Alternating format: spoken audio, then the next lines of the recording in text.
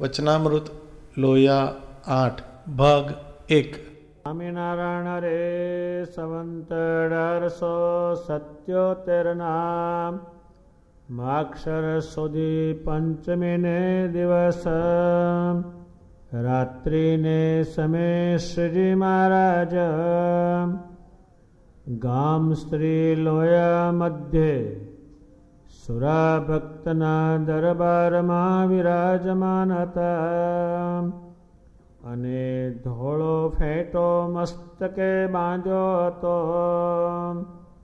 ને ધોળી છીટની ડગલી પહેરી હતી ને ધોળો ખેસ પહેર્યો હતો ને પોતાના મુખારવિંદની આગળ પરમહંસ તથા દેશ દેશના હરિભક્તની સભા ભરાઈને બેઠી હતી.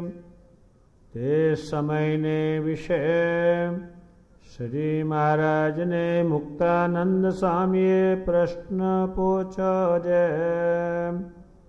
જે ભોળો હોય તેને તો કોઈ સ્વભાવ દેખીને સંતનો અવગુણ આવે, પણ જે ડાયો હોય તેને સંતનો અવગુણ કેમ આવે છે? ત્યારે શ્રીજી મહારાજ બોલ્યા, જે ડાયો હોય તેને પોતામાં જે કોઈ અયોગ્ય સ્વભાવ દેખ્યામાં આવ્યો ને તેની ઉપર પોતે અતિ દોષ બુદ્ધિ રાખીને દ્વેષે સહિત તે સ્વભાવને ટાળાનો દાખલો કરતો હોય અને તે સ્વભાવ ઉપર પોતાને અતિ ખાર હોય અને તેનો તે સ્વભાવ કોઈ બીજા સંતમાં દેખાય ત્યારે તેનો અભાવ આવે છે. અને જે મૂર્ખ હોય તે તો પોતાના સ્વભાવને ટાળે નહીં, બીજા સંતમાં કાંઈક તે સ્વભાવ દેખે તો તેનો અવગુણ લે છે, તેને મૂર્ખ કહીએ. ત્યાર પછી શ્રીજી મહારાજ નાના નાના પરમહંસને તેડાવીને પોતે પ્રશ્ન શીખવવા લાગ્યા, પોતે ઉત્તર કરવા લાગ્યા. તેમાં પ્રથમ તો પોતે એમ પ્રશ્ન પૂછો, કામ, ક્રોધ અને લોભાદિક શત્રુનો જે વેગ, તેનું જે તીવ્રપણું ને મંદપણું તે બાળ, યૌવન અને વૃદ્ધ તેણે કરીને છે. કેવી રીતે તો બાળપણામાં મંદવેગ હોય અને યૌવન અવસ્થામાં તીવ્ર વેગ હોય ને વળી પાછો વૃદ્ધપણામાં મંદપણું થાય. એમ કામાદિકનું તીવ્ર મંદપણું છે તે તો જણાય છે, પણ વિચારે કરીને એનું મંદપણું છે કે નહીં ત્યારે તેનો ઉત્તર પોતે જ કર્યો. વિચારે કરીને પણ કામાદિકનું મંદપણું છે તે વિચાર કેમ કરે? તો બાળક અવસ્થામાં મંદપણું છે ને યૌવન અવસ્થામાં તીવ્રપણું છે ને વૃદ્ધ અવસ્થામાં પાછો મંદપણું છે. તે તો આહારે કરીને છે. જે બાળ અવસ્થાને વિશે પણ આહાર થોડો છે માટે કામ પણ ઓછો છે, ને વૃદ્ધ અવસ્થામાં પણ આહાર ઓછો હોય, એટલે કામ પણ ઓછો હોય, અને યૌવન અવસ્થામાં આહારની વૃદ્ધિ હોય, એટલે કામની પણ વૃદ્ધિ હોય. તે માટે જો યૌવન અવસ્થામાં આહાર ઓછો કરે અને દેહ કરીને શીત, ઉષ્ણ, વરસાદ, ભૂખ તેનું જાણી જાણીને સહન કરે, એવો જે વિચાર રાખે અને મોટા સાધુનો સમાગમ રાખે, તો તેને યૌવન અવસ્થામાં પણ કામ મંદ પડી જાય. અને વળી શ્રીજી મહારાજે પ્રશ્ન પૂછો છે, જીવને નાના પ્રકારના વ્યસન પડે છે. કોઈકને ભાંગનું, અફીણનું, દારૂનું, ગાંજાનું ઇત્યાદિક અનેક પ્રકારના પડે છે. તે વ્યસન ક્રિયમાણ છે કે પ્રારબ્ધે કરીને છે, ત્યારે તેનો ઉત્તર પણ પોતે જ કર્યો છે. એ વ્યસન તો કર્યા થાય છે, પણ પ્રારબ્ધે કરીને નથી. માટે જો એ વ્યસનને ટાળ્યાનો શ્રદ્ધા સહિત આગ્રહ કરે ને શૂરવીરપણું હોય તો તે ટળી જાય, પણ શ્રદ્ધા ન હોય ને ફોશી હોય, તેથી એ સ્વભાવ ટળે નહીં. પછી વળી શ્રીજી મહારાજે પ્રશ્ન પૂછો છે, કેટલાક બાળકને તો વૃદ્ધના સરખી પ્રકૃતિ હોય છે, ને કેટલાકને તો અતિ સંચળ પ્રકૃતિ હોય છે.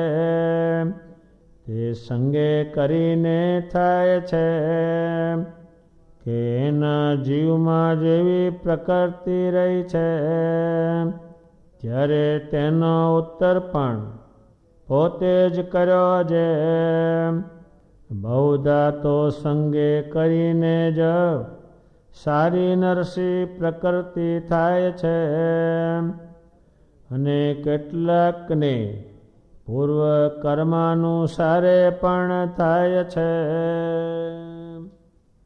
સ્વામિનારાયણ ભગવાન સુરાખાચના દરબારમાં રાત્રે સભા ભરીને નાના નાના પરમહંસોને તેડાવ્યા.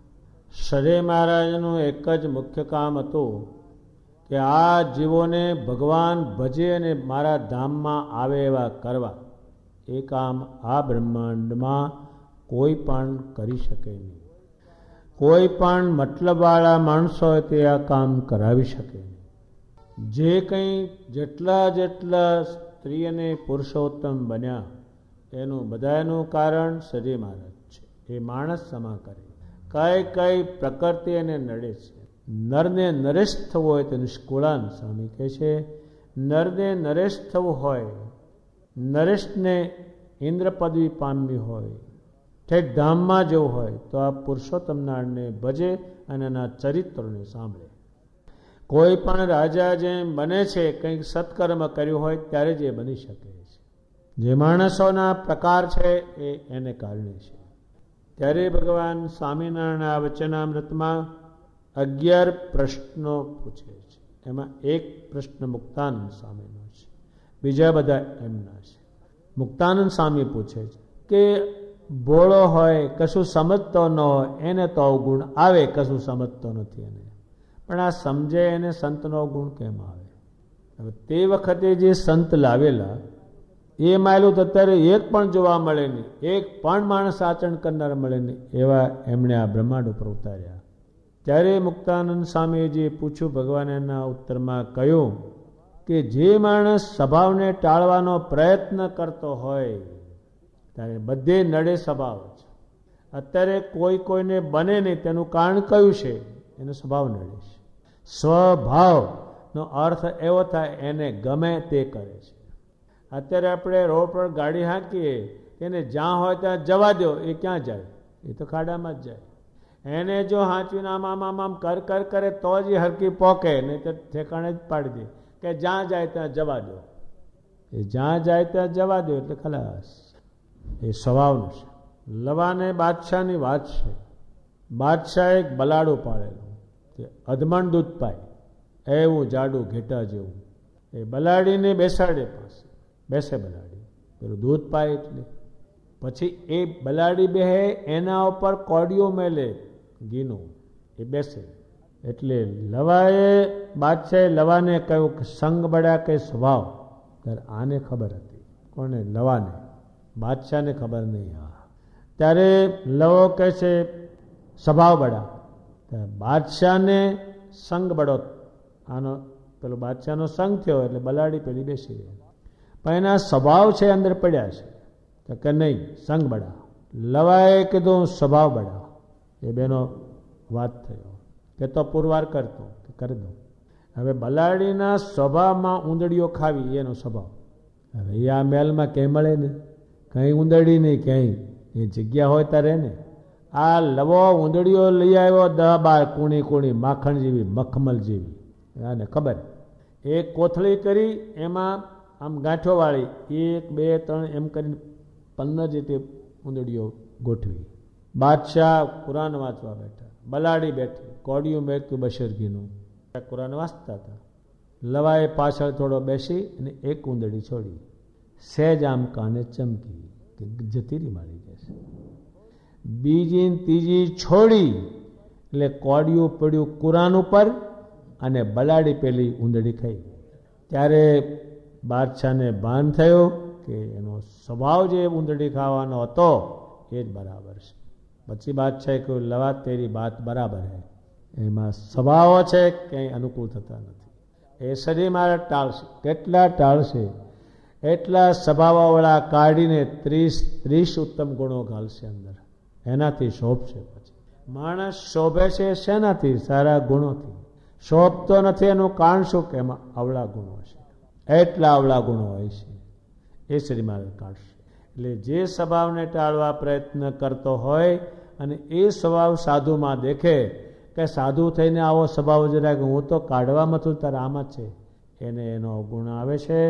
અને જે મૂર્ખ છે તેનો સ્વભાવ હારો કરે નહીં અને પેલાનો અવગુણ લે છે, એ મૂર્ખમાં મૂર્ખ છે, એ મોટા ભાગના છે. મૂર્ખનો અર્થ એવો થાય છે કે એના મનમાં માને એટલું સાચું, એને મૂર્ખ શબ્દ વપરાય છે. મુક્તાનંદ સ્વામીના પ્રશ્નનો ભગવાને આ ઉત્તર કરેલો છે. પ્રશ્ન પૂરો થાય છે. વળી સદી મહારાજ નાના પરમાંશો. હવે નાના પરમાંશો કેમ થાય? આ મોટા 60 વર્ષના ખહતા નથી ને, એ કેમ થયા? તો કે તો ભગવાન એને ઉતાર્યા આ પૃથ્વી પર. પરમહંસ એટલે જેમ હંસો હોય છે, મોતીનો ચારો કરે, એમ આ પરમહંસો બધી વસ્તુને કાઢી નાખીને પુરુષોત્તમ રાખશે ને બસશે. એને પરમહંસ શબ્દ કહેવાય. આ 14 લોકની કોઈ વસ્તુ ના ઈચ્છે.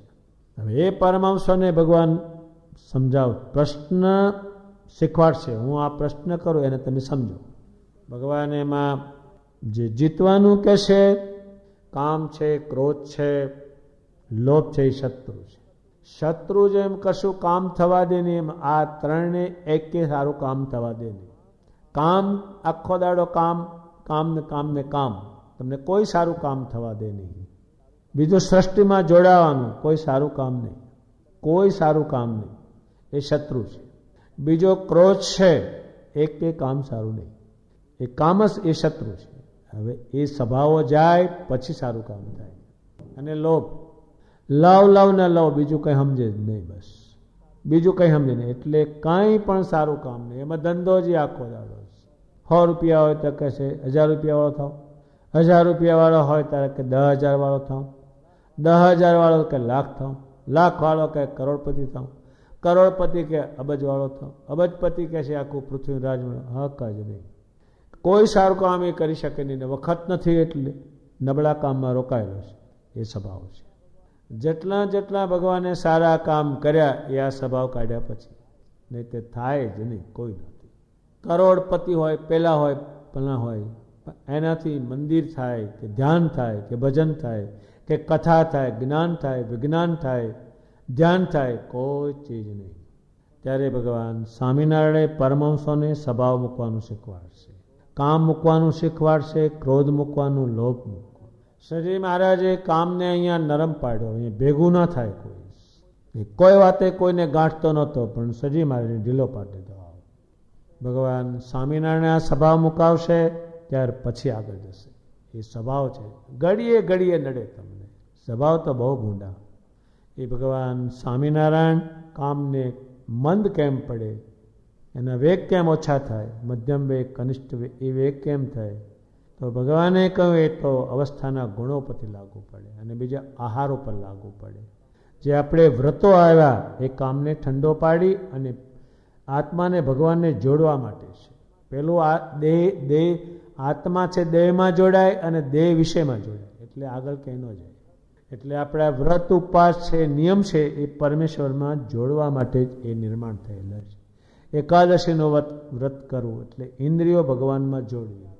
15 દિવસે આવે તો આત્માને શુદ્ધ કરવો, દેહને શુદ્ધ કરવો, ઇન્દ્રિયોને શુદ્ધ કરવું. એટલા માટે એ વ્રતો આવેલા છે. દેહને ઠંડુ પાડી આત્માને શ્રેષ્ઠ બનાવીને ભગવાનમાં ચોંટાડવા માટે. આત્મા જેમ દેહમાં બધું નાખ કરે એમાં દેહ વિષયમાં જતો રહે, એ કંઈ પણ કામ કરી શકે નહીં. જેમાં માણસ જેલમાં પૂરે તેને ગમે તેવો હોય મજબૂત પણ ઠંડો પાડી દે, નરમ પાડી દે. બધાને હેરાન કરેલો છે, એનું શરીર ઉન્માદ થઈ ગયું એટલે બીજાને હેરાન કરેલ છે, એટલે એને જેલમાં લઈ જાય ત્યાં ઢીલો ઢસ કરી નાખે, મારીને એવું હલકું ખવડાવીને ઢીલો ઢસ કરી નાખે. પછી ફેર જેલમાં જવાનું નામ ન લે. એમ ભગવાન સ્વામિનારાયણ શીખવાડે છે સંતોને, પરમહંસોને, એ કામ મંદ કેમ પડે. ભગવાન સ્વામિનારાયણ એ પરમહંસોને શીખવાડશે અને તમે ટાઢ, ભૂખ, તરસ, વરસાદ સહન કરજો. એ આપણા પરમહંસે એટલું સહન કર્યું અને દેહને ઠંડો પાડ્યો, આત્માને શ્રેષ્ઠ બનાવ્યો. દુનિયામાં આત્મા ઠંડો અને દેહ આત્માને કાંઈ પણ નહીં, નિર્મલ બનાવી દે. ભગવાન સ્વામિનારાયણે એ પરમહંસોને બધું ભણાવશે, શીખવાડશે. બીજો પ્રશ્ન પૂરો થાય છે. ત્રીજા પ્રશ્નમાં ભગવાન કહેશે જીવને નાના પ્રકારના એટલા વ્યસન છે. વ્યસન એટલે સનો એટલે એના વગર ચાલે નહીં, એટલા વ્યસન છે. શ્રીજી મહારાજ 2 વસ્તુ લાવશે, અન્ન અને પાણી 2 લાવશે. એનાથી શરીર શ્રેષ્ઠ ચાલશે, આનાથી નહીં ચાલે. એટલે એને શિક્ષાપત્રીમાં જેનાથી શરીર બગડે છે એને ના પાડેલી છે. શરીરમાંના સાધુઓ તે વખતે બિલોરી કાચ જેવા હતા, રૂપાળા બેઠા હોય ત્યાં એમને દર્શન કર્યા કરે, એનો મુખારવિંદ જોયા કરે. શું હતું? એમને નિર્વ્યસની હતા, કોઈ વ્યસન જ નહીં. જે વ્યસની માણસ છે એના મોઢામાં કંઈ છે નહીં, કાંઈ શરીરમાં જ કાંઈ નથી, ખોખું હાવ. એ તો મોઢું છોલે, પછી હારા લુગડા પહેરે, કડકડતો મોજા પહેરે, પછી તારે કંઈ સારું લાગે, મેં કંઈ છે નહીં, એટલે ખોખું હાવ બગાડી નાખ્યું છે. સાધુએ એક માણસને કહ્યું હોકો શું કામ પીશ? કે તો પીવો પડે. કેમ પીવો પડે? કે રાત્રે પીએ એટલે ઊંઘ આવે ને ઠોઠો થાય એટલે ચોર આવે નહીં. કે સાધુ કે તું કરો નરા વ્યસની, કોઈ નાકમાં તમાકુ ગાલે. હવે એટલે ત્યાં તમાકુ ગાલવાની છે, એ તો વાલ છે, હવા લેવાના 2, તે સારી હવા લઈને ખરાબ બહાર કાઢે. હવે ત્યાં ચડાવેલું, એમાં જો ઓછી ચડે તો એક નાકનું વાલ દબાવે, પછી માથામાં લબક લબક થાય, હણકા આવે છે. એ ડાક્ટર પાસે જાય. ડાક્ટર શું કહે છે? તમાકુ ઊંઘો છો? બહુ ઊંઘી છે. કે ના સાહેબ બહુ તો કાંઈ નહીં, થોડી થોડી દાડામાં 7-8 વખત ઊંઘું. હવે એ ઝીણી ચડાવે ઉપર, હવે એ ભરાય નળીઓમાં, પછી હણકા જ આવે ને ત્યાં, એને હણકો કહે છે. સણકા આવે છે, સણકા મોઢામાં એટલું, ભાંગે એટલી, અફેણે એટલું. હજુ કંઈક માણસ ક્યાંક અમુક દેશોમાં અમુક નાતમાં કંઈક કામ હોય એનું સમાધાન થાય કહુંબા કરો. કહુંબા એટલે કડવું, અફીણ લાવો. એટલે હાકર લાવો કે અફીણ, તેને વળી પાલી ભરે, વળી પાય, લ્યો લ્યો લ્યો, વળી પાછા ન પીવે ત્યારે આમ આમ કહે, મારા હમ, આપાના હમ, બાના હમ, ગો બાના હમ, ટેપો બાના હમ. કડવું પછી પીવે તો બસ શું કરવા તારે પીધું. એટલા વ્યસનથી ખદબદતા હોય છે. મેં તો પાસે બે હતા એટલા ગંદાય છે. એ વ્યસન જે છે એ કર્યા એટલે થયા કે ગયા જન્મમાં એને કરેલા એટલે જોઈએ. ત્યારે ભગવાન સ્વામિનારાયણ કહે છે એ પ્રારબ્ધના નથી. પૂર્વે કર્યું હોય, ગયા જન્મમાં એને અફીણ ભાંગ દારૂ પીધો હોય એને જ આ જન્મમાં જોઈ તકે એમ નથી, એ કર્યા થાય છે અને કાઢ્યા જાય છે. એને એ કંઈ માણ નથી કે પેઠા પર નીકળે નહીં. એ કર્યા થાય છે અને કાઢ્યા જાય છે. પણ એ ફોશીનું કામ નથી. ફોશી શું, આમ થાય મને આમ થઈ જાય, મને આમ થઈ જાય તો મને આમ, એટલે ફસકી ગયેલું છે. કેટલા વ્યસન કરે. એક માણસ હતા તે અફીણ ખાય, વળી પાછા ઘોડા પર બેહે, પછી અફીણ ખીલે. હવે એમાં શું ખીલવાનું હતું? ઘોડી બોડી બધું વેચાઈ ગયું. હવે શું કરવું? એને વંડી હતી 5-6 ફૂટ ઊંચી, તેને બે સાઈડમાં ખૂટા ગાયેલા લોખંડના, અને પછી એને ચોકડું ચડાવ્યું અને પછી વંડી ઉપર બેહે માણસ એને દળી નાખે અને શું કે, હાલ હાલ હાલ હાલ ફૂલમાળ. ત્યાં ફૂલમાળથી વંડો છે હતો, પાછો વંડીને પાટો મારે, હાલ ઉતાવળી હાલ. એ ક્યાં હાલવાની ઘોડી છે. એક વ્યસની હતા ભાંગીના પૂરા. પછી ભાંગ ખાંડે, બધું એનો મસાલો જે હોય બધો ખાંડે ખાણીયામાં, પણ કંઈક ભાંગ પહેલાં પીધેલી વધારે, પછી ભાન રહ્યું નહીં. એટલે 5-6 હાથ છે ની પાઘડી હતી જબરદસ્ત મોટી, એ આમ ડોલા મારે એમાં પાઘડી પડી ગઈ ખાણીયામાં. તે ખાણીયામાં પાઘડીને ટીપ ટીપ કરે. પછી એની છોકરી હતી, છોકરીને બોલાવી, હે છોકરી અહીંયા આવ. માલુબા ક્યાં ગયા? ક્યાં અહીંયા આવ. આ બગલો અહીં ક્યાંથી પડ્યો? પેલું પાઘડું 5-6 મોટું ઊંચું 2 ફૂટનું એ આખું ટોચી નાખ્યું 40 હાથનું. કે આ બગલો ક્યાંથી? તારે એની છોકરી કહે, બાપો આ બગલો નથી, પાઘડી ટોચી નાખી 40 હાથની. વ્યસન છે એ ખરાબ કરી નાખ્યા. એટલે ભગવાન સ્વામિનારાયણે સ્વયં પોતે વ્યસનનો શિક્ષાપત્રમાં પ્રથમ નિષેધ કરેલો. અને વ્યસન આવ્યું એટલે શરીર ખરાબ, એટલે હવે કોઈ ધર્મની સાધના થવાની નથી, સારા કામ થવાના નથી.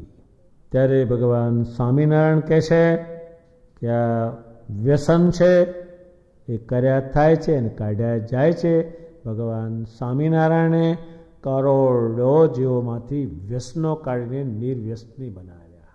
અને નિર્વ્યસની બનાવ્યા ત્યારે શરીર સારા થયા. શરીર સારા થયા ત્યારે સત્કર્મ કરી શક્યા. એટલે ભગવાન સ્વામિનારાયણે કહ્યું વ્યસન કર્યા થાય છે અને કાઢ્યા જાય છે. એ પ્રમાણે ભગવાને ત્રીજા પ્રશ્નનો ઉત્તર કરેલો છે. ભગવાન બીજો એક પ્રશ્ન પૂછે છે કે કેટલાક બાળકો હોય તેની વૃદ્ધના જેવી પ્રકૃતિ હોય, આમ બેસી રહેલો ટક ટક ટક ટક જોયા કરે, અને કેટલાક હાખણા બહેન એટલું સંચાર હોય આમથી આમ ને આમથી આમ, જેમ ઉંદરડીઓ હળીઓ કાઢે એમ હળીઓ કાઢે, અને એક કાંઈ પડ્યું રહે એમને. એનું શું કારણ છે?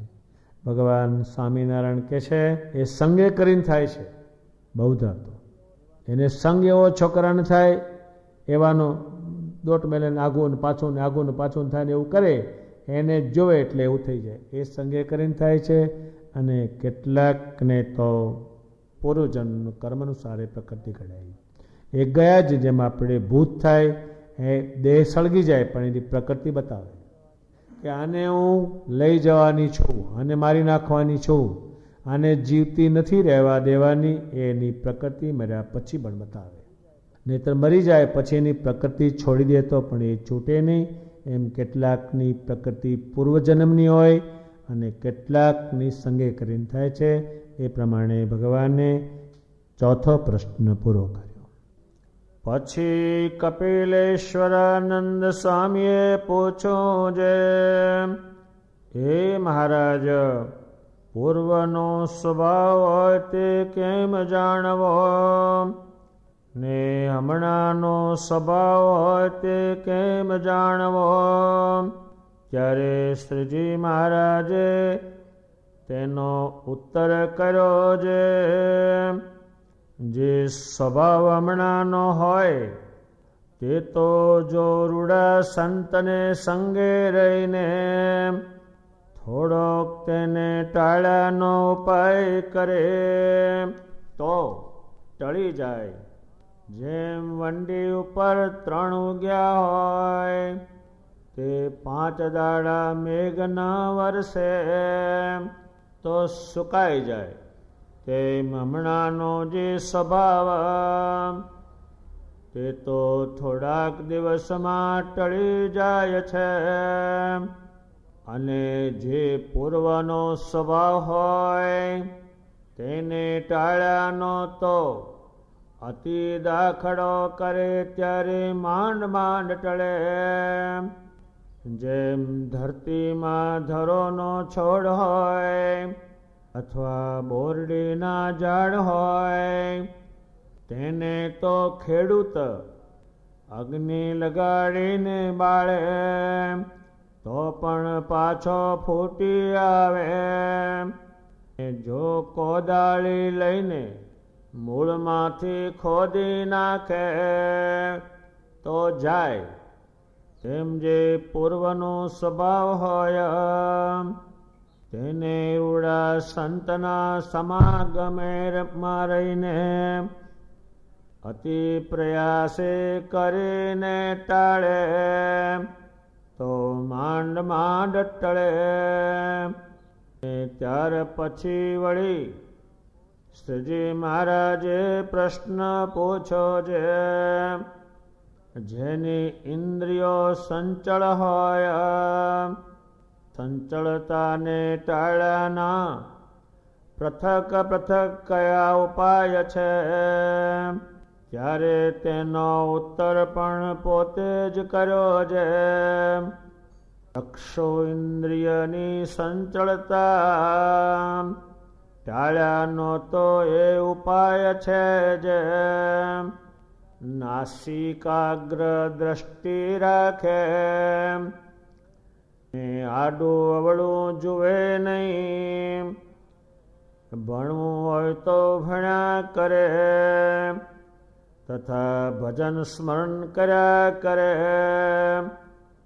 એમ કરતા સ્ત્રી આદિક દેખાય જાય ને અયોગ્ય ઘાટ ન થયો હોય તો પણ નેત્રને ઉઘાડા રાખીને મેષોન્મેષે રહિત કરીને જ્યાં સુધી નેત્ર સારી પેઠે બળે ને આંસુ ચાલે ત્યાં સુધી ઘડી બે ઘડી પર્યંત જોઈ રહે. ત્યારે તેની દ્રષ્ટિ સંચળ હોય તો પણ વશ થઈ જાય છે. અને નાસિકા ઇન્દ્રિય છે તે કોઈનું શરીર અથવા મુખ કે વસ્ત્ર તે ગંધાતું હોય તેનો ગંધ લે ત્યારે તે ના ગમે. ત્યારે તેનો એમ વિચાર કરે જે મારો દેહ પણ ઉપરથી સારો છે પણ માહી તો રુધિર માંસ હાડ ક્યાં છે તથા પેટમાં મળ મૂત્ર આંતરડા છે. એમ વિચારે તો નાસિકાની સંચળતા ટળે અને કાનની સંચળતા એમ ટળે જે કોઈ રમૂજ થતી હોય અથવા ભવાઈ થતી હોય તો તેને સાંભળ્યામાં એત થાય ને ભગવાનની કથા કીર્તન સાંભળ્યામાં નિંદ્રા આવે ત્યારે ઊભા થવું ને નિંદ્રા આળસને ટાળવું ને ભગવાનની કથા સાંભળ્યામાં શ્રદ્ધા રાખવી ને હેત રાખવું તો કાન જીતાય, અને ત્વચા ઇન્દ્રિયને એમ જીતે જે જાણી જાણીને તાડ તડકો વરસાદ તેને ખામવો, ને ગોદડી હોય તે ઉશી કે મૂકી રાખવી, ને સારી પેઠે કાઢવાય ત્યારે ઓઢવી, તથા જ્યાં ત્યાં પડી રહેવું, એમ કરીને ત્વચાને બાળી નાખે. એમ કરે તો ત્વચા ઇન્દ્રિયની સંચળતા ટળે, અને હાથની સંચળતા એમ ટળે જે જ્યારે હાથ નવરા હોય ત્યારે હાથમાં માળા રાખીને શ્વાસોશ્વાસે ભગવાનનું નામ લઈને તે માળા ફેરવવી, પણ ઉતાવળી લહર કે માળા ન ફેરવવી. અને કેટલાક એમ કહે છે જે મને કરીને તો નામ વધુ લેવાય, એ વાત ખોટી છે. જેટલા જીભે લેવાય તેટલા જ મને કરીને લેવાય છે. એમ કરે તો હાથની સંચળતા ટળે, અને પગ સંચળ હોય તો આસનને જીતવો, તો પગ જીતાય. અને શિષ્ણ સંચળ હોય તો જેમ ઝીણી ખસ હોય કે રાતી દાદર હોય, તેને ખંજોળીએ તો લોહી નીકળે, ત્યાં સુધી ખરજ ટળે નહીં. અને જો ન ખંજોળીએ તો તે એમને એમ ટળી જાય. તેમ શિષ્ણ ઇન્દ્રિયમાં ચળ આવે તો પણ તેને હાથે કરીને અડે જ નહીં. અને જો શિષ્ણમાં વાયુ ભરાતો હોય તો આહાર થોડો કરે, ને ઉપવાસ કર્યા કરે, ને દેહને બળહીન કરી નાખે, તો શિષ્ણ જીતાય.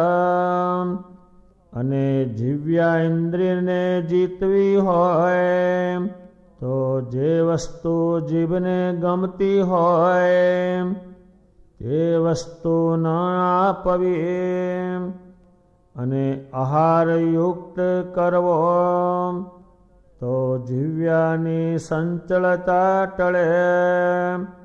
અને વાણી સંચળ હોય તો એમ ટળે જે મુક્તાનંદ સ્વામી જેવા વાર્તા કરતા હોય તથા કથા વાંચતા હોય તે વચમાં પોતે ડાપણ કરીને બોલવું નહીં. અને જો વચમાં બોલાઈ જાય તો 25 માળા ફેરવવી, તો વાણીની સંચળતા ટળી જાય. અને વળી શ્રીજી મહારાજે પ્રશ્ન પૂછો જે એ સર્વે ઇન્દ્રિયો છે તેમાંથી એકને પરિપક્વ જીતે તો સર્વે ઇન્દ્રિયો જીતાય. એવી કઈ ઇન્દ્રિય છે? ત્યારે તેનો ઉત્તર પણ પોતે જ કર્યો છે. એક જીવ્યાને પરિપક્વ જીતે તો બીજા સર્વે ઇન્દ્રિયો જીતાય છે. ત્યાર પછી વળી શ્રીજી મહારાજે પ્રશ્ન પૂછો જે પુરુષને અંતરમાં કામ વ્યાપ્યો હોય તેને બહારથી કેમ જાણીએ જે એને કામ વ્યાપ્યો છે અને એનું જે અંગ તે તો વસ્ત્રમાં ઢાંક્યું હોય છે. ત્યારે એનો ઉત્તર પણ પોતે જ કર્યો જેને કામ વ્યાપે તેના નેત્ર આદિ જે સર્વે ઇન્દ્રિયો તે સંચળ થાય ત્યારે જાણવું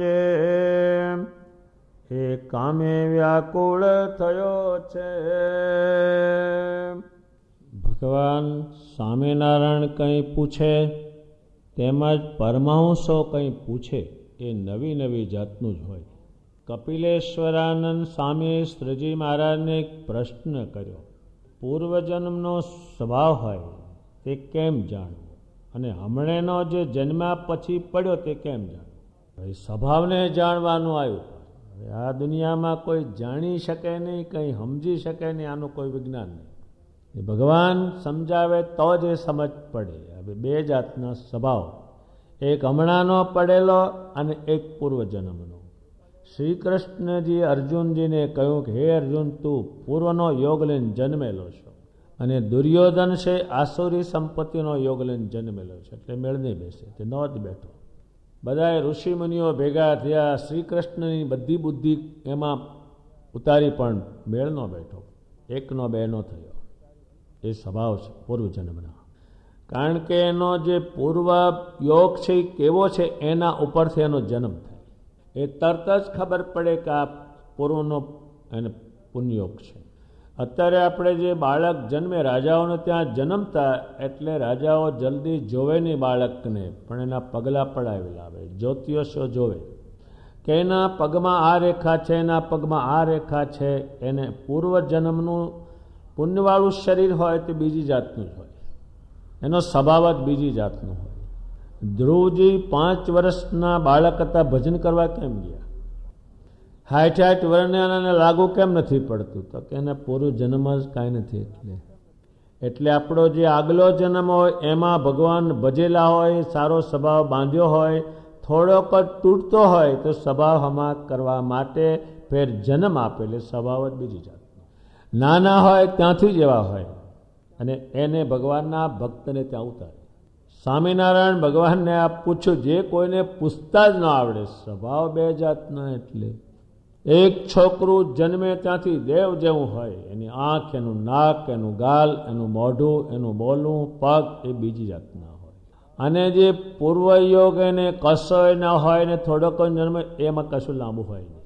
એટલે આ જ્યોતિષીઓ જોવે છે એમાં નવું કંઈ ઉમેરતા નથી. એની પાસે ઉમેરવાનું કોઈ સાધન નથી, ખાલી જણાવે એટલું જ.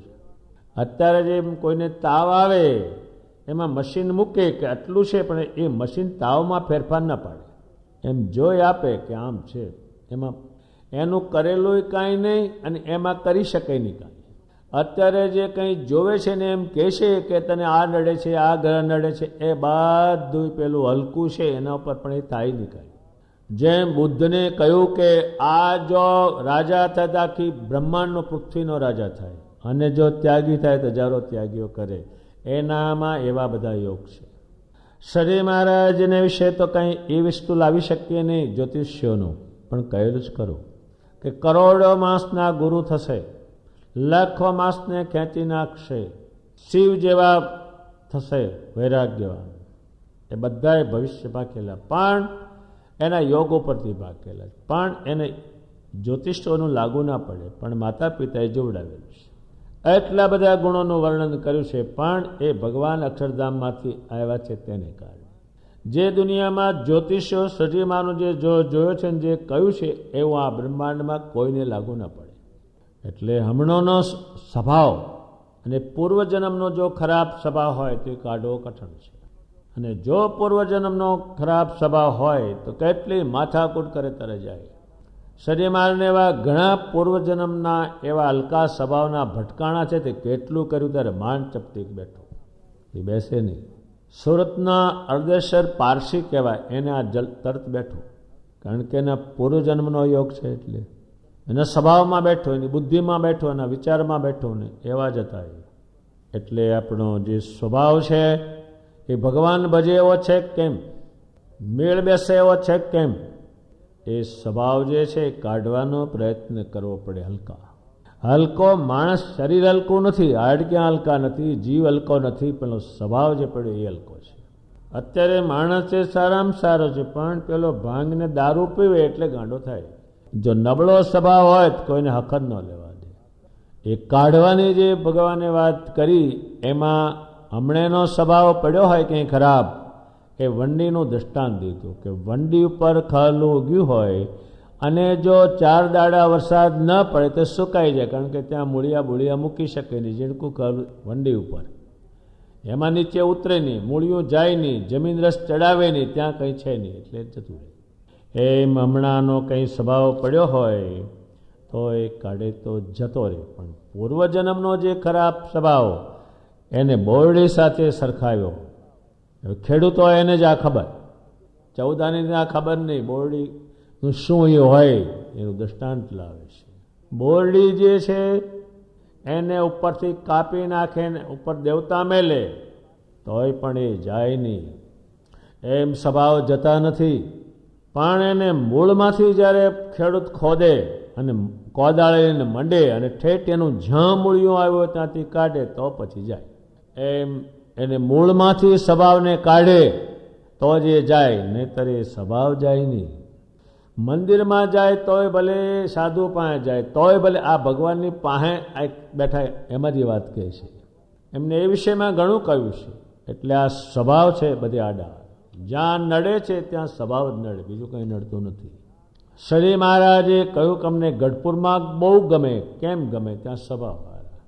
ભક્તિ માતાએ કહ્યું મારે છપૈયામાં રહેવું નથી, જો ત્યાંના માણસનો સ્વભાવ સારો ન જોઈએ.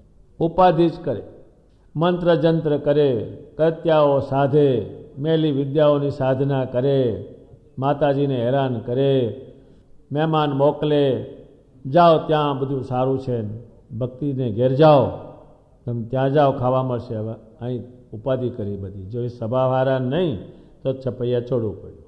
અત્યારે માણસ જો જોવડાવે, ગણપતિ બેસાડે, મંગળ મુહૂર્ત, ગ્રહ શાંતિ, પછી છૂટાછેડા કેમ થયા? આટલું બધું કર્યા પછી અવડું ચોપડું મય કરે છે. મેં જોનારા હોય તે ચોકડીઓ તાણ જ કરે, એકડો ને બગડો, આઠડો નવડો, આમ ને તેમ આવડું કરે છે. બહાર પાનાનું છૂટું કેમ થયું? બરાબર જોયું તું ને? જોવડાવવાના 2,000 રૂપિયા લે છે ને, મેં 5,000 રૂપિયા લે. એ થયું કેમ? બ્રાહ્મણ બેઠા હતા, દેવને થાળ કરાવ્યા, ગણપતિ પાસે બેઠા, એ ગણપતિ દાદા અમારું લગ્ન બધું નિર્વિઘ્ને પૂરું કરજો. તો પછી આ કેમ થયું? છૂટાછેડા શાના થયા? અને બાજંબાર શાની થઈ? મારા ઠોબડા પાછા લાવો, મારું હોનું પાછું લાવો. એ કેમ થયું? આપ્યું તું ને? એ થયું શું? એ સ્વભાવ નડ્યા. એટલે માણા વચ્ચે પુરુષનું લુગડું એકલે ખેસનું અને બહેરીને હાડલો ચાલે, ગાંઠો વાળે. આ ગાંઠ છૂટી કેમ કે? પછી એ સ્વભાવના વાંધા છે. ભગવાન સ્વામિનારાયણને જે પૂછવામાં આવ્યું એના વિષયમાં ભગવાન સ્વામિનારાયણે કહ્યું, એમાં વંડીનું દ્રષ્ટાંત દીધું, ખેડૂતનું દ્રષ્ટાંત દીધું. એટલે સ્વભાવને મૂળિયામાંથી કાઢીએ તો જ, ઉપરથી ઘડી ખમો કર્યો હોય પછી બહાર ફૂટે પાછો. શ્રી મહારાજે હજારો જીવોના સ્વભાવ સારા કર્યા, એને કારણે એ કાઠી ભગત થયા, નહીતર એ થાય જ નહીં. જાત જાતના સ્વભાવ કેટલા છે એની ગણિત થાય એમ નથી. એટલા સ્વભાવો છે, એટલા ખરાબ છે. એ સ્વભાવોને ક્ષમા કરવાનું કામ આ બ્રહ્માંડમાં ભગવાન સ્વામિનારાયણે કર્યું છે. એટલે એમને જ આ પ્રશ્નની ખબર પડે, બીજાને ખબર જ ના પડે. એ સ્વભાવ જાત જાતના છે. એ સ્વભાવ વિશે ભગવાન વાત સમજાવી. એટલે આપણા જે સ્વભાવ હોય તે ભગવાન કેમ કરી તારે સ્વભાવ સારો બને, અને ભગવાનથી વિપરીત રીતે વર્તીએ ત્યારે એકેય સ્વભાવ સારો નહીં. સારો સ્વભાવ નહીં, એ સ્વભાવની જ માથાકોટ. રાજકોટમાં બોરડી હતી તે ભગવાન આમ જતા હતા એને છોગે ભરાણી. ત્યારે સંતોએ કહ્યું, હે બોરડી, ભગવાન તારી નીચે આવ્યા તો તારો સ્વભાવ છોડ્યો નહીં. ત્યારે બોરડીના કાંટા ત્યાં ખરી ગયા છે. આ દુનિયામાં આવો એક અલૌકિક બનાવ છે. હજી એ બોરડી રાજકોટ મંદિરમાં એમનેમ સલામત છે. સ્વભાવ કાંટા કાઢે. હવે આ દુનિયામાં કોઈ સમજી શકે નહીં કે આ બોરડી વસ્તુ એ પ્રાણી જડ વસ્તુ છે. એણે આ સી રીતે માની, કાંટા સી રીતે ખેર્યા. એ બોરડીના ઝાડનો દિવસ ઉજવે શ્રીજી મહારાજ અડ્યા તે દિવસ એમનેમ જ છે. ત્યારે સ્વભાવ જે છે, અત્યારે વાદી સાપને પકડીને ને જાલીને દાંત બધા પાડી નાખે. પછી એ બચકું ભરે તો એ લોહીમાં એનું ઝેર જાય નહીં, દાંત પાડી નાખવા પડે. એમ સ્વભાવની ભગવાન સ્વામિનારાયણને વાત પૂછી. ભગવાન સ્વામિનારાયણને કાઢવા વિશે વંડીનું અને બોરડીનું દૃષ્ટાંત આપ્યું. એ પ્રશ્ન પૂરો થાય છે. સ્વામિનારાયણ ભગવાન સૌને પ્રશ્ન પૂછે છે. ઇન્દ્રિયો છે એ ચંચળ બહુ છે, અખણી બેસી જ ન રહે. એ ચંચળ છે એટલે જીવ એમાં ગયો છે, ઇન્દ્રિયમાં. એ પરમેશ્વરમાં જઈ શકતો નથી. એના ઉપાય કહે શ્રી મહારાજ. એમાં પોતે ચક્ષુ ઇન્દ્રિયની વાત કરે છે. બહુ ચંચળ, આમ જોયા કરે.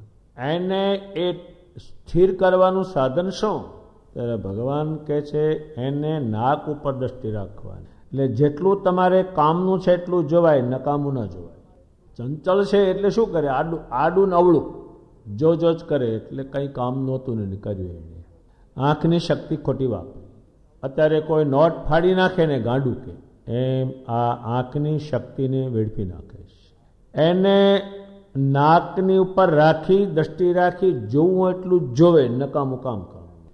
જ્યાં એને જોઈન્ટ કરવી જોઈએ ત્યાં થતી નથી, અવળી કરે છે એટલે કામની નથી. સ્વામિનારાયણ ભગવાન કે છે આડું અવળું જોવું નહીં, બહુ જોવે, હખણા બેહે જ નહીં.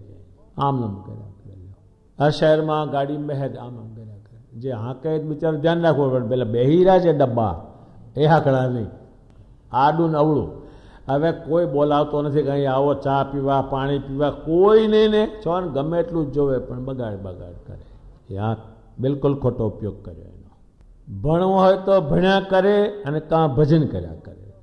હવે આમ આંખ મીચીને સ્વામિનારાયણ સ્વામિનારાયણ સ્વામિનારાયણ સ્વામિનારાયણ.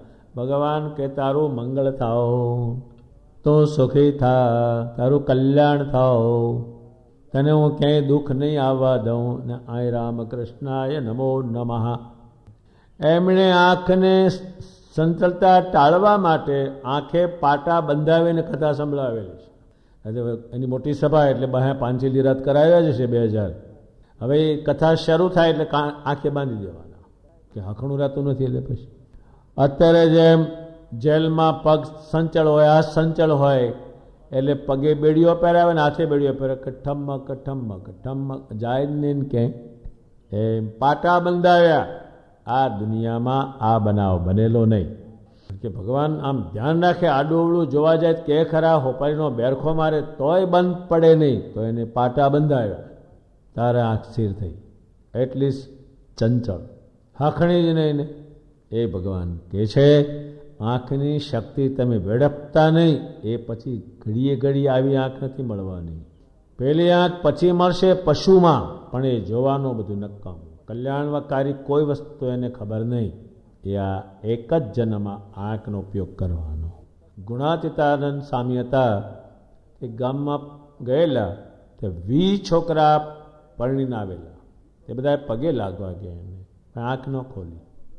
બધા પગે લાગીને સ્વામી જય સ્વામિનારાયણ. આને ન જોયા, એને જોવો છે પેલો આકાર. આ આકારમાં કંઈ છે નહીં. અને આ જગત છે એલા ધોળો વર આવે છે.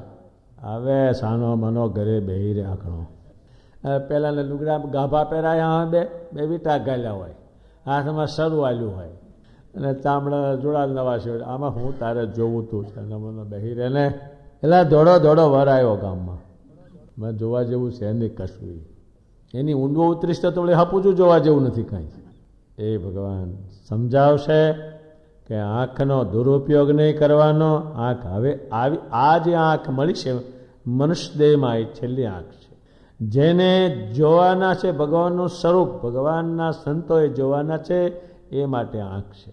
એને તો બગાડ નહીં. એ આંખનું ભગવાન સમજાવે છે. હવે નાકનું સમજાવે છે. આંખનું સમજાવ્યું. હવે નાસિકાનું કે પાછા. હવે કોઈનું શરીર ગંધાતું હોય, કોઈનું મોઢું ગંધાતું હોય, શ્વાસ એવો આવે કે બહુ મેકે ગંધાતું હોય, કોઈ શરીર ગંધાતું હોય, વસ્ત્ર ગંધાતું હોય, શ્વાસ ગંધાતો હોય, તો નાક બીડી લઈને પેલું થઈ જાય. હવે એની ચંચળતા બહુ, ઊંઘે બહુ, બીજું સારું. સ્વામિનારાયણ ભગવાન કે છે વળી તમે અંદર ઉતરો તમારા શરીરમાં, ત્યારે હાડક્યા, માંસ, આંતરડા એવું છે, એટલે બહુ નાકને સંચળ બનાવશો નહીં. ઘડીકમાં સારું સૂંઘવા જાય, પેલું આમાં બહુ એને સંચળ બનાવવા જેવી નથી. એટલા માટે આ નાક છે, નાસિકા ઇન્દ્રિય છે, એને ભગવાનને ચડેલા પુષ્પની સુગંધી લેવી, આટલો જ નાકને એનો વિષય બનાવવો. પણ આ તમે સારું સારું સૂંઘવા જશો તો સામે આવું જ છે શરીરમાં. એટલે કોઈ દાડો તમે આમ સંચળ નાકને બનાવશો તો એ સારું થવાનું નથી. ઘણા માણસો હજારો રૂપિયાનું અત્તર લાવે ને પેલું લાવે ને આમ સૂંઘે ને, પણ મય આમાં કંઈ નથી લાવવું. એટલે એને સંચળ બનાવતા નહીં. બહુ આટલી સંચળ બનાવજો કે ભગવાન સ્વામિનારાયણને ચડેલું પુષ્પ હોય, ચંદન હોય, અત્તર હોય, એને તમે ગંધ લેજો. એટલું જ કરજો. પહેલામાં જશો તો હારી જવાના છો, અને આમાં નરો ગંધવાળો છે. કોઈ દાડો આ હમું થયું જ નથી. જેમ આપણા નંદ સંતોએ કહ્યું કે શૌચાલયને તમે 100 વખત ધો તોય પણ એ ગંધવાળો જવાનો નથી. એમાં શરીર ગંધવાળાથી ભરેલું છે, તો નાકને તમે બહુ સંચળ બનાવતા નહીં. એ વાત ભગવાને કરી. કાનની ચંચળતા હોય, એ ક્યાં છે, રમૂજ થતી હોય કંઈ, અથવા ભવાઈ થતી હોય કંઈ, એટલા કાનને ચંચળ કરી દીધેલા. કોક બાજે તોય કે ધોડો કંઈ થયું. આ કાન છે, કાન તો મળવાના છે પછી, પણ પરમેશ્વરની વાત નથી મળવાની કોઈ બ્રહ્માંડમાં, કોઈ દેહમાં. કાન છે ભાંડ ભવાઈમાં. ગામમાં ભાંડનો ખેલ પડેલો, મહિનો ખેલ કરે, આખું ગામ ભેગું થાય, આખી રાત. એટલા કાન સંચળ જોવે, સાંભળે. એમાં એક માણસ તો એને આ ભવાઈ જોવાનો બહુ જ રસ, અને સાંભળવાનો. ગામમાં બધા લોકોએ ખાટલા નાખીને બેસી ગયા. બેહવું ક્યાં? પેલો મોટો માણસ હેઠે બેહે નહીં. પછી એને પછેડી તે લઈને લીમડા ઉપર ચડ્યો 25 ફૂટ. એ ચડી અને ઘોડિયાની પેટ ગાંઠો 2 બાજુ વાળીને એમાં બેઠો. એટલે આ ભવાઈ કરનાર કે આને રસ બહુ સાપડામાં. શાબાશ કે છે, હા એમ કરે. ત્યાંથી રૂપિયા નાખે, લઈ ગયેલો. એમાં આમ એવો ત્યાં કર્યા કરે, આમ કરે, કંઈ ખેલ કરે તારે. એમાં ગાંઠના છેડા જે બાંધવાના થોડા પોચા બંધાણા, એ આમ કર્યું, એમાં છેડા વછૂટ્યા, તે 20 ફૂટથી ધબ દઈને પડ્યો હેઠો, અને અટક્યા, ભાંગી ગયા. એટલો રસ છે. ચંચળ બનાવી દીધું છે ને. નિષ્કુળાન સ્વામી કે મારા દેહમાં બધી વસ્તુ છે, પણ ભગવાનના જ્ઞાનથી બધાને ઠંડુ પાડી દીધું. જાણે હાવ અજ્ઞાની છે શું આ, એવું શરીર કરી દીધું છે. શરીરને જેમ ઠંડુ પાડો એમ આત્મા પરમેશ્વરમાં જાય, ઇન્દ્રિયો પરમેશ્વરમાં જાય. અત્યારે આ ભાંડ ભવાઈ ઘેરે આવી ગઈ છે. મૂર્તિ પાસે કે કથા સાંભળવા ન બેસે, ત્યાં બે 2 કલાક, અને 3-3 હજારની ખુરશીઓ લાવે છે. બધાએ બેહે, એટલે આ ખીચડી ઠરી જાય છે. હવે ઠરી જવા દે ને, આ હવા ક્યાંથી આવશે? મેં તો ઉંદરડા ખીચડી ખાઈ જાય, એટલે આ ઉંદરડા ખાય, હવે હું બીજી કરશું કે આ હવા ક્યાંથી કહે? એટલું એમાં કાન જોડી દીધા છે. ભગવાન સ્વામિનારાયણ કહે છે કથામાં આળસ થાય ત્યારે ઊભું થવું અને એને કાઢવી. આ કાન છે, મળવાના છે. કોઈ પણ યોનિમાં જશો ત્યારે કાનની જરૂર ખરી, એટલે આપવાના. પણ આ વસ્તુ એમાં સાંભળવાની નહીં. કોઈ જન્મમાં, કોઈ યોનિમાં ભગવાનની વાત સાંભળવા માટે ક્યાંય એ કાન, અને બધું છે, પણ એ કોઈ પશુના કોઈ પણ કાનમાં કથા નાખવાની કોશિશ નથી કરી કોઈએ. એક માણસના દેહમાં ભગવાનની વાણી જાય ત્યારે જ આ દેહને ખબર પડે કે આ પ્રમાણે કરવાનું છે. અત્યારે ખબર નહીં. સ્વામિનારાયણ ભગવાને કહ્યું કથા સાંભળવામાં શ્રદ્ધા, કથા સાંભળવામાં ચોટશો ત્યારે જ એ કાનનો સારો ઉપયોગ કર્યો. ત્વચા જે છે આમ હું વાળું ને રેશમ જેવું ને પેલું કરે છે, એમાં કશું નથી ચામડામાં. આને મખમલમાં હુવડાવો તો એ કાશે ડનલોપમાં હુવડાવો, આને કઈ છે નહીં કાંઈ. એને બાળ કરવાનું, એને ટાળ વેઠાવાની, તાપ વેઠાવાનો, વરસાદ તારે મજબૂત બને છે અને એની ચંચળતા ટળે છે. જેટલા માણસો સુવાળા બન્યા છે એ બધા દુઃખી હાલતમાં જીવે છે. જેમાં ધર્મની રીતે ના સમજે પણ શરીરને જેને પેલું કર્યું છે એ શરીરનું સુખ ભોગવે છે, ના આ ભોગવે દુઃખ. ભગવાન સ્વામિનારાયણે એ ત્વચાની વાત કરી છે. જ્યાં ત્યાં પડી રહેવું, ગમે ત્યાં પડી રહેવું. શરીરના વખતમાં હજારો જે પરમહંસો, એણે કહ્યું ગામનું કૂતરું બોલે એ સાંભળે, એ તમને સંભળાય એનાથી દૂર રહેવું, એ ન સંભળાય તો દૂર રહેવું, જ્યાં ત્યાં પડી રહેવું. એને ત્વચાને હલકી કરી નાખી આવો. ભગવાન સ્વામિનારાયણ પોતે 7 વર્ષ સુધી એક 2 વેંતની કોપીન પહેરીને આખા બ્રહ્માંડમાં વિચર્યા. દેવતાઓ જોયા, આ વેશમાં જ જોયા. રામાનંદ સ્વામીને મળ્યા ત્યારે એને પરસેવો ના વળે, એટલું શરીર એને મજબૂત કરેલું. ટાળ વેઠે એને પછી પાસે કંઈ નહીં, એટલે ગોદરી નહીં, કોઈ ચીજ નહીં. 7 વર્ષ સુધી ગમે તેવું ઘોડું હોય તો સદી મારા ચડી જાય, કાઠી કે એના ઉપર ટકવા નહીં દે તો ભગવાન છલંગ મારી જાય, પણ એને શરીર એનું મજબૂત. શરીરમાં ટાળ ના અડે, તાપ ના અડે, ભૂખ ના અડે, અડે નહીં એટલું મજબૂત એણે કર્યું. ત્યારે એ શરીર પાસે ભગવાન હોવાને કારણે તો બાજુ પર, પણ એનું શરીર એટલું કામ આપ્યું. હાવ હુંવાળું બનાવ્યું છે, એટલે હાવ નિર્માલ બનાવી દીધું. સ્વામિનારાયણે પોતે આ બધી વસ્તુ કરેલી છે. ત્વચાની ચંચળતા ટાળવાનું, એટલે ચંચળ શું, આમ હુંવાળું જોવે, પેલું જોવે, આમ કરે, હા હાથ ખરેખર છે રેશમ જેવું છે, એવી પથારીમાં હુવે ને એવું કરે, હા નિર્માલ બનાવી દીધું. ભગવાન સ્વામિનારાયણે ત્વચાને બાળવા માટે એને ઘણા ઉપાય બધાને બતાવેલા છે. આ હાથને કંઈ ખંજોળ આવે તો એને ખંજોળવાનું નહીં, અડવાનું જ નહીં, એટલે પછી ચામડીને. ભગવાન હવે હાથની ચંચળતાનું કહે છે. બહુ ચંચળ, હખણો કોઈનો હાથ બેહે જ નહીં. એ હાથ ઉપર એક આત્મા ગયેલો છે. ત્યારે આ હાથ મળ્યા છે એ ભગવાન ભજવા, ભગવાનનું કામ કરવા. બીજા હાથ મળશે, પગ મળશે, કામના નથી કાંઈ. ભગવાનને પ્રસન્ન કરવાનું કોઈ સાધન કોઈ શરીરમાં પછી નહીં, આ એક જ શરીરમાં. એ જે હાથ છે કોઈના નવરા જ ન રહે, કાં તો આમ કરે, કાં તો આમ કરે, કાં તો આમ કરે. પેલા મૂછોનું બહુ હતું, આખો દાડો આમ, બધાય અમુક નાતી એવું કાંઈ નહીં, જે હોય તે ઘુમાડ્યા કરે. લે હવે ઠૂઠે ચોટ્યો, હવે આને શું કરવાનું આ સામે. એ તો ભગવાને ગોઠવણી કરી બધી ઓળખ વિધિની, અને બધું આ કર્યું એણે. હવે એમાં શું હતું, કર્યા કરે, ખંજળ્યા કરે, કાં તો આમ આ ભોંય ખોતરે, ભાખણું નહીં. આ એટલું ચંચળ રોકવા માટે ભગવાને કહ્યું હાથ નવરા હોય, કશું કામ ના હોતા તમે એને માળા જલાવજો. આ સિવાયના કોઈ પણ દેહમાં આ વસ્તુ બને એમ નથી, માળાએ ફેરવા નથી. ભગવાનનું સ્વરૂપ કોણ છે, એને પામમાંથી શું થાય એવી કોઈ પણ દેહમાં ખબર નથી. 84 લાખ દેહમાં આ એક જ દેહમાં ખબર બધી છે. એવું ભગવાને છેલ્લામાં છેલ્લું આ દેહ ઘડેલું છે. એટલે હાથ ચંચળ હોય ત્યારે એને માળા જલાવવાનું કહે છે.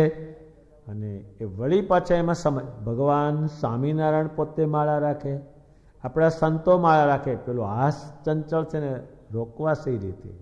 અત્યારે આપણે આમ ફોન કરે તો આમાં હેલો, એટલે વાત કરે ત્યાંય હકડો પર રહે જ નહીં ને. આ હેલો એટલા ચંચળ, ઓછા નહીં. આ સ્વામિનારાયણે બતાવેલું છે. અને સમજ આપી કે ઉતાવળે લહર કે નહીં ફેરવવાની. લહર કે એટલે આમ એક મણકો ફેરવવાનો, અને સ્વામિનારાયણે બોલવાનું. શ્વાસે પણ શ્વાસ જે છે એની જોડે નામ ઊંચું ચડે નીચે જાય. વળી કેટલાક કે જીભે વધારે લેવાય, કે ના મનથી લેવાય એટલા જ લીભે લેવાય. એ પરમેશ્વરનું ગણિત છે પૂરું. એ હાથ છે એનો સદુપયોગ કર્યો નથી, આ હાથ જ દુરુપયોગ કરે, સારો ઉપયોગ જ નહીં ને કંઈ. પહેલી તમે માળા ઝાલો તો એ હાથ માં માળા જાલી તે મન પછી ભગવાનની મૂર્તિમાં લઈ જાય, એટલે હાથનો શ્રેષ્ઠમાં શ્રેષ્ઠ ઉપયોગ થયો. પેલો હાથનો જ ખોટો ઉપયોગ આખો, કંઈ કામ જ નહીં. આમ તો જ હાવ જ એમનામાં છે. એ વાત સ્વામિનારાયણ ભગવાને કરી. અને પગ ચંચળ હોય, હખણું બેહે જ નહીં, આમથી આમ ને આમથી આમ, આમથી આમ ને આમથી આમ. એ ચંચળ હોય તો બેસવું નહીં રાતે. હવે આ રખડામાંથી કશું નીકળવાનું નથી. જો એ બેસીને ભગવાનનું ભજન કરે, પેલું રખડ રખડ કરે એમાં કશું નથી. એ દુરુપયોગ થાય પગનો, એ ભગવાન સ્વામિનારાયણ શીખવાડે છે. બીજું એ પરમહંસોને શીખવાડે કે શિષ્ણ ચંચળ હોય તો તમારે એને અડવું નહીં. એમાંથી પણ કશું નીકળવાનું નથી. શરીર નિર્મલ બનવાનું છે, એટલે તમે એને અડતા નહીં, ખંજોળતા નહીં, એ એમણે કહ્યું છે. અને પરમહંસો જ આ વાત જાણે એ કરશે. વળી સ્વામિનારાયણ ભગવાન કે છે જીવ્યા ઇન્દ્રને જીતવી હોય એ સંચળ બહુ. હવે એમાં ગમે એટલું ખા ખા કરો તો નીકળવાનું કંઈ નથી. અને એ જીવ્યા ઇન્દ્રિય છે એ ચંચળ હોય, તેને શાંત કરવી હોય, જીભને ગમતી વસ્તુ ન ખાવી, નીકળવાનું આમાં કાંઈ નથી. અને જો તમે ભગવાનને ધરાવેલું જેવું હોય ખાવ તો જ ખાઈને ભજન કરશો. શહેરોમાં ખાવાનું બધાના બોર્ડ માર્યા જ્યાં હતા, નરદમત ધંધો એ કરે, તે પહેલાં ત્યાં જાય, નીકળે કાંઈ નહીં. વાણી ચંચળ હોય, હખણો બહેર નહીં, બોલ બોલ કરે. મેં તો આ ક્યાંક ભેગા થાય તો એક વાત કરી દે પેલો, ત્યાં ત્રણ ભેગા થઈ ગયા હોય. તું શું જાણ, હું બરાબર જાણું છું. હખણા બહેર એટલી ચંચળ વાણી, બોલ બોલ જ કરે, બોલ બોલ જ કરે, હકણા ઉભા જ ન રહે. ભગવાન સ્વામિનારાયણ કહે છે મુક્તાનંદ સ્વામી જેવા વાત કરતા હોય અને વચમાં બોલાય એ ચંચળ છે. અત્યારે કોઈ વાત કરતો હોય વચમાં બોલી જાય પેલો, એ સરી મહારાજ જોયેલા છે, પણ સાંભળતો નથી. એટલે વાણીને ચંચળતા ટાળવી હોય તો કોઈ વાત કરતા હોય ત્યારે બોલવું નહીં, છાના મને સાંભળ્યા કરવું. અને વચમાં બોલાઈ જાય તો 25 માળા ફેરવવી અને દંડ કર્યો. સ્વામિનારાયણ સ્વામિનારાયણ, વચમાં બોલવું નહીં. કોઈ બોલતું હોય તો વચમાં બોલવું નહીં. આ બધા એની ટેવ, પુષ્કળ વાણીનો દુરુપયોગ. હવે એ વાણીની ચંચળતાને ટાળવા માટે બોલબોલ કરતા હોય તો એ વચમાં બોલાય તો 25 માળા ફેરવવી. તો એ વાણીનો સદુપયોગ થયો અને વાણીને ભગવાનના તરફ વાળી. નહીતર આ વાણી ડેઢક્યાની વાણી લખી છે નંદ સંતોએ કે આ વાણી જે બધા બોલ બોલ કરે છે ડેઢક્યાની છે. જેમ ડેઢક્યા કામ વગરનું બોલે છે, એમાં વાણી છે કામ વગરની બોલ બોલ જ કરે, એટલી બોલે છે. સ્વામિનારાયણે વાત કરી એવી રીતે ઠો જે પ્રશ્ન છે એમાં ઘણી વાત ભગવાને કરી છે. વળી શ્રીજી મહારાજે એક વાત બધાને એક પ્રશ્ન પૂછ્યો. સર્વે ઇન્દ્રિયો છે એમાંથી કઈ ઇન્દ્રિયને જીતો તો બધી ઇન્દ્રિય જીતાય. સામાન્ય માણસ આમાં ન સમજે. આ તો જે ઉત્તમમાં ઉત્તમ જેને થવું હોય એને આ વાત. ત્યારે પોતે કહે છે જીવ્યા ઇન્દ્રિયને જીતે, ઓછું ખાય તો જ બધી ઇન્દ્રિયો ઠંડી પડે. એટલે આપણે કોઈ પણ વ્રત, કોઈ પણ શુભ ક્રિયામાં જે આ ઉપવાસનું કર્યું છે એ એને માટે જ છે. એ ભગવાને એમાં વાત કરી છે. એટલે આપણે બહુ ખા કરવાનું ના પાડે છે. માપસરનું ખાવ તો જ બધી ઇન્દ્રિયો ઠંડી પડશે, નહીં તો નહીં પડે. એનાથી જ આખું ચાલે. અત્યારે 3 દાડા ન ખાય તરત જ લબડી પડે બધી ઇન્દ્રિયો, એક કામ ન આપે. એટલે જે ઉપવાસની પ્રવૃત્તિ સ્વામિનારાયણ ભગવાનના સંપ્રદાયમાં આવી, આમાં ઉપવાસની વાત નથી કહેતા, થોડું ખાવાનું કહે છે, માપસરનું ખાવું. એ વાત ભગવાને સમજાવી. એ 7મો પ્રશ્ન પૂરો થયો. ભગવાન સ્વામિનારાયણ બીજી વાત, એ એટલું બધું નગ્ન ભાષણ કરે ત્યારે જે સમજણ પડે એને, ખુલ્લું હાવ ત્યારે જ બધી વસ્તુનો ખ્યાલ આવે, ને તેને ઢાંકી રાખે ખ્યાલ ના આવે. એમ કહે છે કે શિષ્ટના ઇન્દ્રિયમાં કામ વ્યાપ્યો હોય તો ખબર શી રીતે પડે, લુગડું ઢાંકેલું હોય તો ખબર શી રીતે પડે, તો કે આંખની ઇન્દ્રિયો સંચળ થઈ જાય. હવે શું કરવું, આ કામને માટે ક્યાં કરવું, ક્યાં જવું, કેમ કરવું, શું કરવું? આંખ સંચળ થાય જાણી લેવું, અત્યારે કામે વ્યાકુળ થયો છે. એ વિજ્ઞાન છે, એ ભગવાન સ્વામિનારાયણ જાણે, બીજું કોઈ જાણે નહીં. અને આ પરમહંસોને એવા તૈયાર કરશે કે આ બ્રહ્માંડમાં આ વસ્તુ જે બતાવશે એને કામ નહીં લાગે અને એનાથી કંઈ પણ થશે નહીં. કાંઈ એ ભગવાન એના ઉપાય બતાવશે એટલે થશે અને એ ઉપાય પ્રમાણે બધાએ કરશે જ અને ભગવાન કરાવશે ત્યારે એકે એકને પૂરો ખ્યાલ આવશે. એ પ્રમાણે 8મો પ્રશ્ન પૂરો થયો.